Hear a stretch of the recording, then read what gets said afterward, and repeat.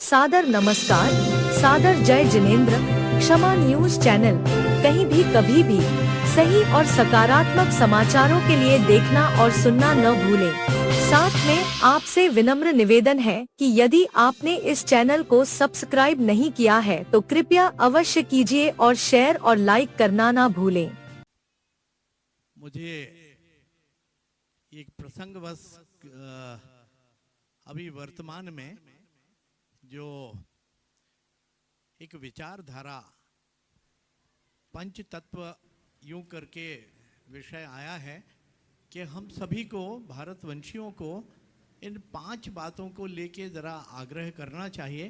तो मुझे कहा गया था शीर्ष नेतृत्व से कि महाराज श्री से जब दर्शन हो और कभी उपयुक्त समय मिले तो आपके समक्ष इस 5 बिंदुओं को रखें। जो कुटुंब प्रबोधन का विषय है कि हम हर परिवार के भीतर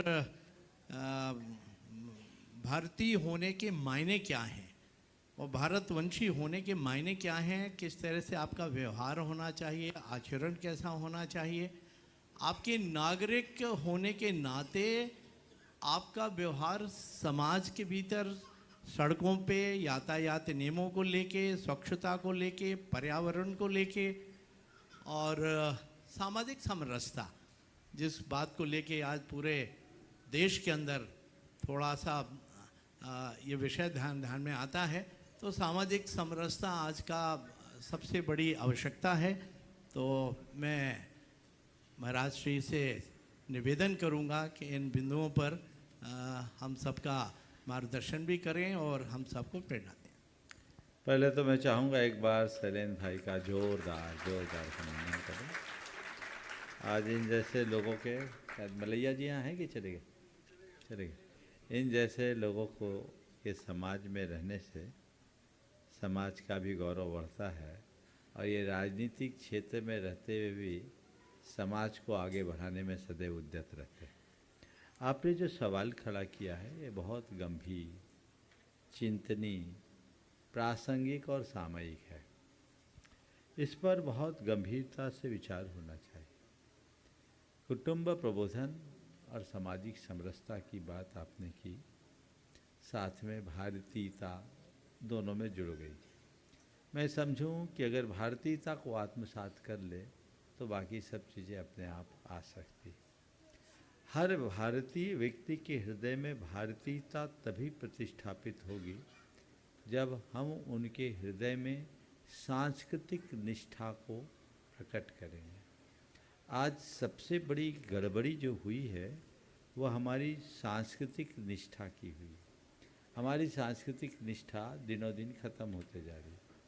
पश्चिमी जीवन मूल्य इतनी तेज़ी से हावी होने लगे कि हम अपने जीवन के उदात्त मूल्यों की उपेक्षा करना शुरू कर दिए। प्रेम, परस्परता, बंधुत्व, सहजीवन और आत्मीयता जैसे जो उदात्त मूल्य थे वे अब बहुत दूर हो गए। एक समय था जब हम वसुधैव कुटुंबकम की अवधारणा से जीते थे, पूरे विश्व को एक परिवार के रूप में देखते थे। ये कितनी बड़ी विडंबना है कि आज पूरे विश्व को एक बाजार के रूप में देखा जाने लगा है। तो इस सोच को बदलना चाहिए। हर भारतीय के हृदय में भारत के प्रति निष्ठा, श्रद्धा और समर्पण जगाना चाहिए और उसके मन में ये बात होना चाहिए कि मैं भारतीय हूँ और मुझ में भारत है। भारतीय होने का गर्व होना चाहिए। अपनी मातृभूमि के प्रति समर्पण का भाव जगाना चाहिए। ये प्रयास हम सबको करना चाहिए। हम और कुछ बाद में हैं, पहले एक भारतीय हैं और भारतीयता की रक्षा करना, भारतीयता को आत्मसात करना और भारतीयता को जीना मेरा पहला कर्तव्य है। ये मन में जगाएं, हम वैसी शिक्षा दें, वैसे ही संस्कार दें। लेकिन आज के इस दौर में हमारी शिक्षा पद्धति भी बिल्कुल उल्टी हो गई, वातावरण भी उल्टा हो गया और आज का जितना भी संचार माध्यम है, चाहे वो समाचार के माध्यम से, अन्य माध्यमों से, जिसे आप लोग मीडिया कहते हैं, वह भी वही सब चीज़ें परोस रहा है जो हमारी भाषा को, जो हमारी भूषा को, जो हमारे भोजन को, जो हमारे भैषज यानी औषधि को और हमारी भावना को पूरी तरह बिगाड़ रहा है। हमें अपनी भाषा, अपनी भूषा, अपना भोजन, अपना भैषज, अपनी औषधि और अपनी भावना को संभालने का प्रयत्न करना चाहिए, उसे सर्वोच्च प्राथमिकता देनी चाहिए। यदि ये चीज़ें हम आत्मसात करें तो जीवन में आगे बढ़ा जा सकता है और हम अपना जीवन अच्छा बना सकते हैं। ये प्रयास करना चाहिए। जहाँ तक सामाजिक समरसता या कुटुंब प्रबोधन की बात है, हमें इसे बहुत गहराई से समझने की कोशिश करना चाहिए।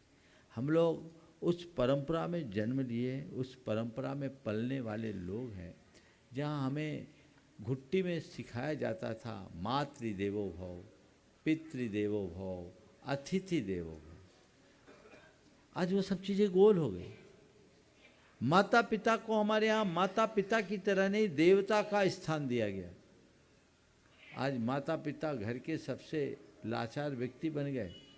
जब तक उनके बच्चे छोटे हैं तब तक माता पिता के बच्चे के बच्चों के माता पिता है, और जब माता पिता की अवस्था ढल जाती है तो बच्चों की स्थिति क्या है आप सब देख रहे हैं। ये जो चीज़ें हैं बहुत तेज़ी से बदल रही है।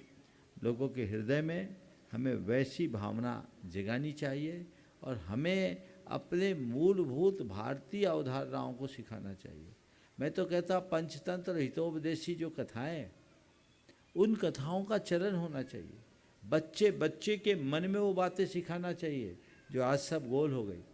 ये चीज़ें जब हम जगाएंगे तो हम घर परिवार में एक अच्छा वातावरण बना पाएंगे और तभी हम अपने कुटुंब को सुरक्षित रख पाएंगे। सामाजिक समरसता भी वैचारिक उदारता के बल पर होगी। आत्मसाम्य की भावना, सर्वभूतात्म भावना को जगाने का उपक्रम हमको करना चाहिए। जब तक सर्वभूतात्म भावना, आत्मसाम्य के भाव को हम लोगों के हृदय में नहीं जगाते, सहअस्तित्व की भावना उत्पन्न नहीं करते, वैचारिक सहिष्णुता नहीं जगाते, अंदर में संवेदनशीलता को विकसित नहीं करते, समरसता कैसे हो? जब केवल अर्थ प्रधान दृष्टिकोण बनेगा तो इस तरह की बातें होगी, स्वार्थपरता बढ़ेगी तो इस तरह की बातें होगी। हम इन मानसिकता से समाज को मुक्त करना चाहिए और हमें धर्म की जगह अध्यात्म का प्रसार करना चाहिए। हमारी धार्मिक प्रवृत्तियों ने, धार्मिक प्रचार प्रसार ने लोगों के मन में एक प्रकार का उन्माद भी उत्पन्न किया जो सांप्रदायिकता का रूप लेता गया। इससे हमारे समाज में वैमनस्य बढ़ा, हमारी समरसता खंडित हुई। धर्म के मूल स्वरूप को आत्मसात करें जो अध्यात्म का स्वरूप है, जो सर्वभूतात्म भावना से संप्रेरित भाव है, उसे जगाएं। जो असली धर्म है वो अगर हम समझ लें तो फिर कहीं किसी चीज़ों की बात होगी नहीं। ईसा अवश्य मिदम सर्वम यत् किंच जगत्याम जगत तेन त्यक्तेन भुंजित मागध कश्चित् धनम। ये जो बातें हैं उस परम ऐश्वर्य को देखने की शक्ति और दृष्टि अगर लोगों के मन में जग जाए, बच्चे बच्चे के हृदय में हम जगा दें तो हमें समरसता का पाठ पढ़ाने की ज़रूरत ही नहीं होगी। पर बात क्या है, हम बातें समरसता की करते हैं और उदाहरण वैमनस्य का प्रकट करते हैं। तो हमें जिनकी बातें करते हैं उनका उदाहरण भी प्रस्तुत करने की ज़रूरत है और घर परिवार से लेकर समाज के हर क्षेत्र में इस दिशा में किया जाए तो बहुत अच्छा होगा। स्वदेशी का भी बिल्कुल, मैंने कहा भाषा भूषा भोजन स्वदेशी, स्वभाषा सब कुछ स्वदेशी हो तो ये अच्छा हो, लेकिन इसके लिए सरकार को भी ध्यान देना चाहिए। अब बहुत सारी बातें हैं जो मैं बोलूँगा तो आपकी सरकार की भी आलोचना हो जाएगी, लेकिन मुझे किसी की आलोचना, मैं आलोचना करता नहीं, तथ्य जरूर कहना चाहता हूँ कि भारत को भारत के साथ जोड़ोगे तभी आगे बढ़ेंगे। हमारे गुरुदेव का एक ही संदेश था कि भारत को यदि आप आगे बढ़ाना चाहते हैं तो आज भी भारत विश्व गुरु बन सकता है। आज भी भारत विश्व की सबसे बड़ी शक्ति के रूप में प्रकट हो सकता है, बशर्ते हम भारत को भारत का आदर्श बनाएं। भारत को भारत का आदर्श बनाएं। हमारा जो मूल भारत था उसे भारत बनाएं। गुरुदेव हमेशा गुरुराम गुरु ज्ञान सागर जी महाराज का एक श्लोक उद्धृत करते थे, मनुजो मानवो भूयात् भारत प्रति भारत। मनुष्य, हर मनुष्य के अंदर मनुष्यता हो और भारत प्रतिभा में रत हो और प्राचीन भारत का अनुकरण करे, तब भारत आगे बढ़ पाएगा। हम भारत के इतिहास को पढ़े। और एक बात मैं लोगों से कहना चाहता हूँ, हर भारतीयों को भारत के प्राचीन इतिहास को पढ़ना चाहिए।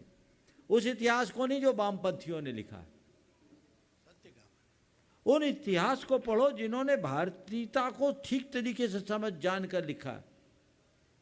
आपको पता लगेगा कि भारत क्या था और आप क्या कर रहे हो। हमारे इतिहास को बहुत विकृत तरीके से परोसा गया और उसके कारण हमारी पीढ़ियों की धारणा भी बिगड़ गई। आचार्य गुरुदेव का एक पुस्तक बहुत पसंद थी, सोने की चिड़िया और लुटेरे अंग्रेज। हर बच्चे को पढ़ना चाहिए। महाराज जी के पास उपलब्ध होगी। हर बच्चे को पढ़ना चाहिए। गुरुदेव खुद पढ़े और प्रेरणा दे करके गुरुदेव को पसंद आया तो महाराज लोगों ने हजारों लोगों तक पहुंचाया। ऐसी पुस्तकें, इस तरह की सैकड़ों पुस्तकें हैं, उनको आप पढ़िए जो बहुत तथ्यात्मक है। पढ़ते ही आपके रोंगटे खड़े होंगे और आपकी सांस्कृतिक निष्ठा जागृत होगी। आपके मन में भारत के लिए कुछ करने की उमंग जागृत होगी, भारत के प्रति समर्पण जागृत होगा, भारत के प्रति प्रेम जागृत होगा, भारत के प्रति भक्ति प्रकट होगी, तो जीवन अच्छा होगा। तो ये हमें जगाना चाहिए और मैं चाहूँगा कि सरकार भी ऐसे उपक्रम करे, विद्यालयों में इस तरह की व्यवस्थाएं बने जिसकी सबसे ज़्यादा आवश्यकता है। नई शिक्षा नीति में बहुत सारी चीज़ें जुड़ी है, मुझे आशा है कि ज़रूर इसका असर पड़ेगा, लेकिन मुझे लगता है कि ये स्थिति इतने अल्प प्रयासों से सुधरने वाली नहीं है। अब तो पूरा बोन मैरो चाहिए, बोन मैरो बदलना होगा, क्योंकि सब चीज़ बदल गया है। अंदर पूरी तरह एक कैंसर की तरह जकड़ चुका है। अगर हम उस दिशा में आगे बढ़ेंगे तो बहुत अच्छे परिणाम होंगे। क्षमा न्यूज चैनल देखने के लिए आपको बहुत बहुत धन्यवाद। सादर प्रणाम, सादर जय जिनेंद्र।